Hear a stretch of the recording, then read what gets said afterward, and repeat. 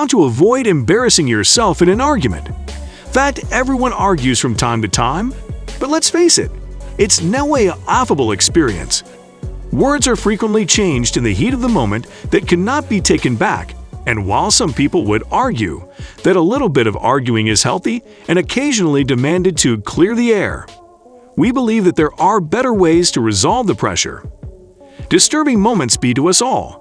Managing with it in a healthy way can help minimize the goods. Nearly everyone gets embarrassment from time to time. Whether you have said commodity you did not mean, made a mistake, or had an awkward social moment, you are not alone. Embarrassment can make you feel tone-conscious and frequently involves feeling out of place, opprobrious, or uncomfortable in a social situation. Although you may not be suitable to avoid disturbing situations entirely, there are tips you can follow to help move on from disturbing moments and to shake off shame a little briskly. But before starting, make sure you like, share, and subscribe. Turn on the notification bell so that you get notified as soon as we upload a video. So then are 10 ways when you can stop embarrassing yourself in an argument. 1. Structure tone. Confidence. Focus on your strengths. This is the first step to structure tone. Confidence, since embarrassment is linked to feeling shy. Reminding yourself of your positive rates can help you feel less embarrassed in social situations. What are you good at? What are your stylish attributes? Make a list. Solicit input from your closest musketeers and family members. Flashback to list personality traits, chops and bents, physical features, social or interpersonal chops, and anything differently you can suppose of. Read the list every morning and add to it. Be kind to yourself and practice positive tone talk.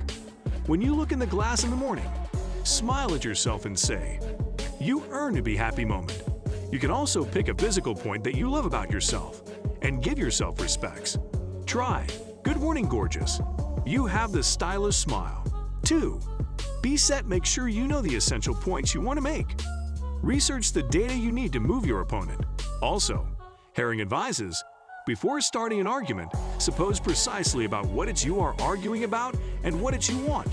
This may sound egregious, but it's critically important.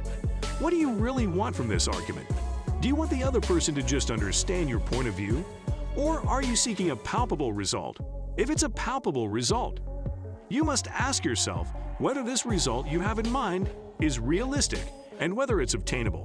However, also a verbal battle might damage a precious relationship if it's not realistic or accessible. 3. Say it. Do not war it. Still, say, "I'm feeling too worried right now to talk about this. Can we talk about it laterally?" If you're too worried to nicely talk about what's bothering you, by doing this, you give yourself time to calm down. Collect your studies and approach the matter in a way that is not likely to start a row. It's much easier to resolve a problem if you talk about it calmly rather than raising your voice. Crying is likely to make the other person feel protective, and their response might be to war back. 4. Hear and hear again, hear precisely to what the other person is saying. Watch their body language. Hear for the meaning behind their words. As a general rule, you should spend further time hearkening than talking.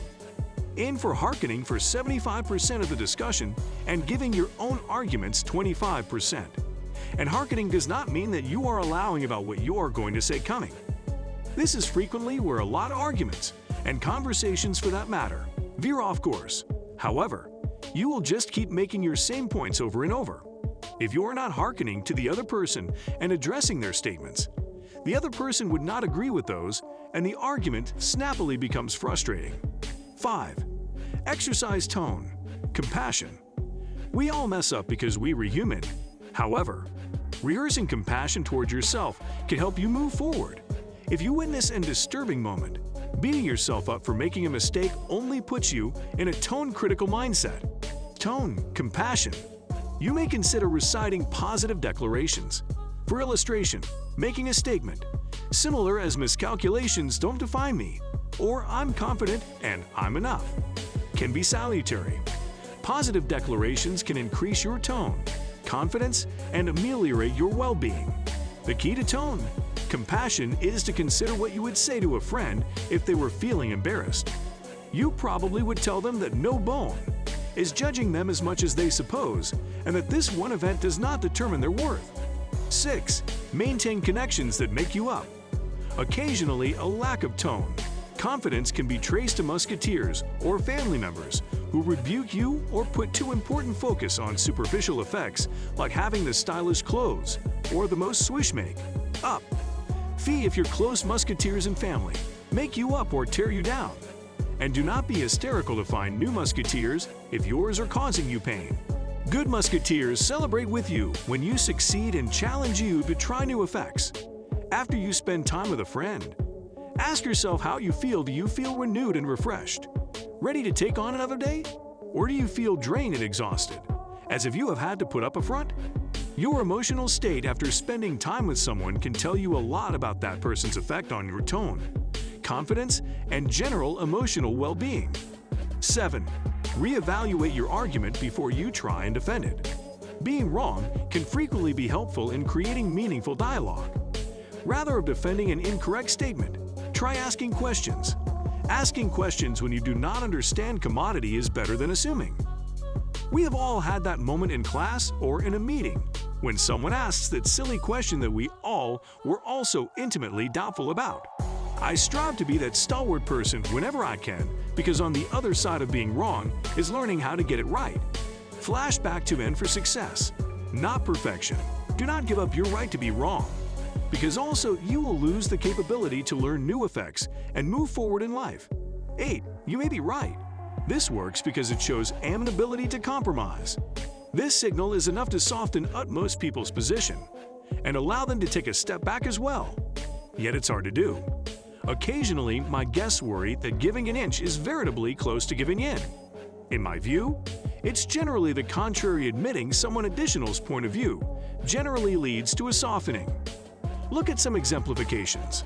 Comment: blue jeans are not applicable to wear to work. Response: you may be right. Comment: this design is going to be late. Response: I'm working on it, but you may be right. Comment: you did not handle that veritably well. Response: you may be right. Notice that with this aikido, like sidestep, you aren't agreeing that the other person is right. You are only admitting that there might be commodity to their point of view and inferring that you will consider what they said. 9. Understand that everyone feels embarrassment. Embarrassment occurs most frequently when we feel that people are looking at us and judging us as shy. It can be suddenly, for case, if you trip in public, or it can make up as you prepare a public speech. But it always has its roots in our fear of inadequacy and passions of instability. Simply feeding that everyone jests embarrassment is one of the most important ways in helping you to overcome it yourself. Utmost people struggle with passions of inadequacy throughout their lives, and embarrassment in social situations is a veritably common way it manifests. Try looking at celebrities with new eyes. Jim Carrey, Kim Cattrall, and William Shatner have all plotted with crippling stage fright that nearly derailed their careers. But all of them have gone on to monstrously successful careers. Passions of inadequacy are frequently traced all the way back to nonage. For illustration, if you felt you had to fight for your parents' blessing or attention, if what you did was no way good enough to get their attention, or if you were bullied by your peers, you might struggle with passions of inadequacy, indeed as in grown-up. In some cases, you might profit from remedy to deal with nonage issues that contribute to your passions of embarrassment moment. 10. Calm down. Still, familiarize yourself with healthy managing mechanisms. If you know that you are prone to argumentative moods, try and count to 10 sluggishly in your head before speaking to someone in an abrupt tone, or venting commodity that might beget a row. Estimate whether it's worth it. Breathe deeply when you feel yourself getting irked and try to imagine effects that make you happy in life. This might lift your spirits and stop you from causing yourself and someone additional torture. So this is all for today's video. Do not forget to like, share, and subscribe. Turn on the notification bell so that you get notified as soon as we upload a video. Also, let us know your thoughts in the comments below. Thanks for watching, and I will see you in next one.